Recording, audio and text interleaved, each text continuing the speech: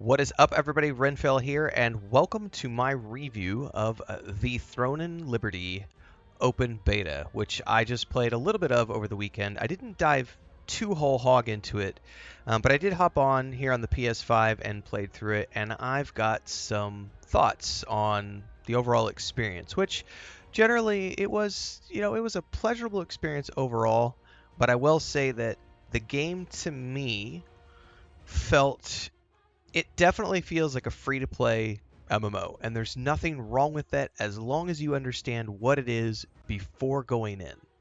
I don't foresee this being a game at launch anyway that's going to be able to sustain people for a long period of time because it suffers from the same thing that I think every free-to-play MMORPG lacks when it first gets going, which is content. There is stuff to do. There are a lot of things to do, but the way it is set up is that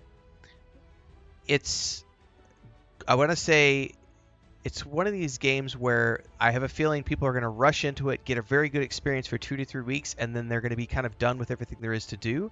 And then they're going to be left going, well, what's next? And unless there's an immediate content drop, within the first, I would argue, 6 weeks or so, I have a feeling that we'll see the typical drop off that we see from pretty much every game these days, which doesn't mean it's a bad game. It just means that that's the cycle of these free-to-play MMORPGs. They come out, they get a burst of attention, people are interested for a couple of months max, and then they sort of drift away, and then every once in a while when they do content updates, people come back and surge, and we'll see how it goes long term.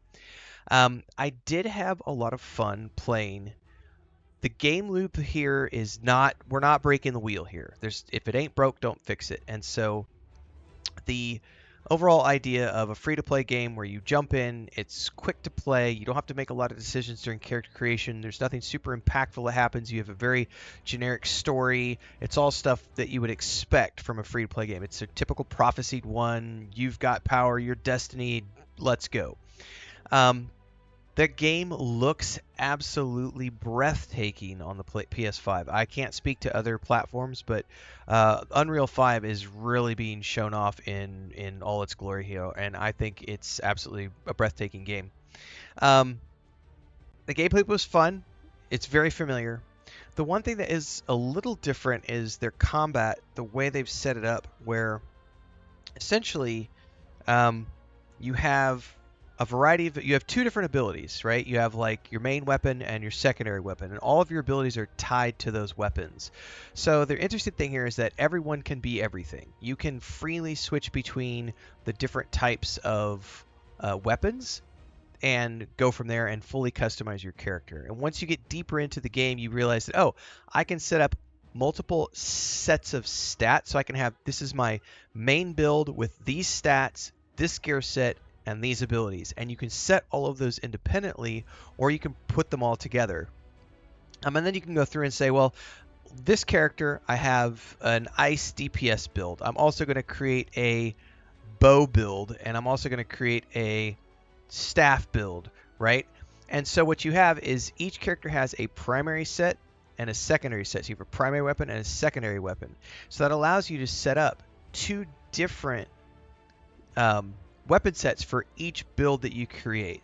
So you can go in and say, I want these stats for this build, Ice Mage, Range DPS, and I want these stats for this build, Sword and Shield with heals, and I want this spec for fire damage and wands. You know what I mean? Like, you could set up all these different builds, have the stats be unique to each one of the builds, and have the gear sets and the skill set, the actual layout of your abilities be saved independently, or however you want to do it. It's really cool the way they allow you to mix and match for the combat style. Now, the combat itself is, it kind of reminded me of Lost Ark a little bit, and given that this is Amazon, I guess it kind of makes sense, even though it's a different developer here. Basically, you target your mob, and then you have a handful of abilities that you can use from like your primary set or your secondary set. So you're choosing whether you're attacking it with like your bow and arrow or your wand or whatever. And each character has a generic auto attack based on the weapon that you're wielding, and then whatever abilities you've keyed to your hotbars. So it's based on your active target. There are some AoEs and stuff. It did take me a little bit of getting used to because they do it slightly different than like say other action RPGs where you might be able to do a target lock, but then you're moving, ducking, dodging around the field, independent. You can kind of do that here, but the target lock on makes it so that once you're in target lock mode, you're facing that target and you're focused on that. So maybe there's other things you can do customizing the camera and stuff. I didn't get too deep into that, but there was a little bit of a learning curve for me in terms of the muscle memory of getting used to the combat controls. But once I got past that, it was fine. So it has a lot of strengths in the graphics department, as well as the flexibility of being able to play whatever you want on the fly. There's also all your skins and everything else in this game. If you're going to go that route, it's not something that's going to ever be something. If I were to play this game, I would only ever play it as a free to play. And if I liked it enough that I wanted to go deep into it for a few months, I would do what I do with every MMORPG, which is I will pony up and pay a subscription for like 3 months to be able to access the content unlimited for the time that I'm playing. Otherwise, I'll play this as a free to play title. And I never once feel compelled to buy skins or do battle passes or anything like that. I just play what's there. The voiceovers were there, but during the open beta, I noticed quite a few instances of like the dialogue would like cut in the middle of a dialogue sequence, making me believe that maybe there was a bug. Because I was complaining at one point, I was like, is this game fully voiced or not fully voiced? Because some of the NPCs have voiceovers and some of them don't, but then some of them it cuts in halfway. So are the ones that don't just missing because it's beta, or they did not have them? I don't know. But the voice acting that was there was pretty good from what I saw. The writing and story is where I'm going to say it feels very mid, because it is a typical destined one, prophesied one. You've got this ability within you, this star thing. I will say that the main villainess, she's down here somewhere, is like super hot. Like I was like going, wow, she's a bad guy. I want to be a bad guy. But then we have like the nerdy scientist dude who like saved you when you were a kid, and good girl witch and other stuff. But I think overall for me, the takeaway here was that I didn't see anything that was deeply like indicative of a game that's going to have a ton of depth to it. I see this being something that's going to be probably going to be a hit when it comes out of the gate, just because it's very beautiful. It has crossplay. The performance is amazing. It's very fast progression. You have lots of explosions, lots of VFX. It's very flashy. It's very boom, boom, boom, boom, boom, boom, boom.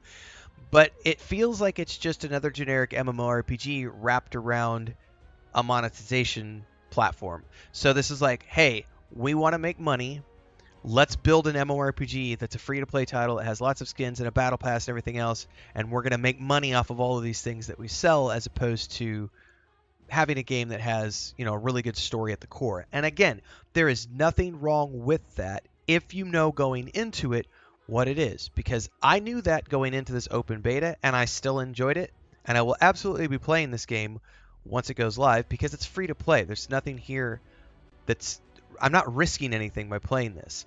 So the thing for me, which I was very open with when I was streaming the beta, was that I don't plan on putting a ton of time into this game once it goes live. What I will do is I will play whatever free content is there. There looked to be like 10 chapters of a main story, which I was like, if that's 25, 30 hours of content, I will happily do that, because it creates a Let's Play series for my channel. I do some streams. I get paid. That's how I make a living. I'm more than happy to do that. It remains to be seen, and I have yet to be convinced that there's going to be something beyond that for players like me. But for people who want the skins and the battle passes, and who enjoy this type of gameplay and that type of an open sort of generic free-to-play MMORPG, there's a lot here for those players, as long as you know going into it what it is. So that's my review of the Throne and Liberty open beta. I do think it's fun overall. If I had to give it a rating out of the gate, I would probably give it a 7 out of 10. The gameplay was fun once I get used to it. The graphics were amazing. Voiceovers are pretty good. Story's mid. The monetization is what it is. I don't care about skins and battle pass stuff, so a lot of it felt kind of generic. I've seen it before. Nothing wrong with that, but it does take away from the final score for me. 7 out of 10. It's free to play. You got nothing to lose if you want to try it out when it comes out here in September, I believe is when the launch date is. So let me know your thoughts down below in the comments. And of course, don't forget to follow along daily streams here and on Twitch. I play a lot of games, so check them all out. And don't forget, you can catch me in Discord, on Patreon, or over on all the socials. Until then, everybody, stay safe. Happy gaming.